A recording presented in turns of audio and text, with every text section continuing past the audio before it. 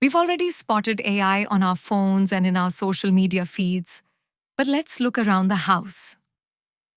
First, think about a smart speaker like Alexa or Google Home. When you ask it to play music or turn on the lights, AI is recognizing your voice and deciding what to do. Next, consider smart lighting. Some bulbs learn your schedule and dim automatically in the evening, saving energy while creating the perfect mood. Finally, there's the robot vacuum roaming the floor. Tiny sensors and an onboard algorithm help it map the room and avoid obstacles. No programmer steering it in real time.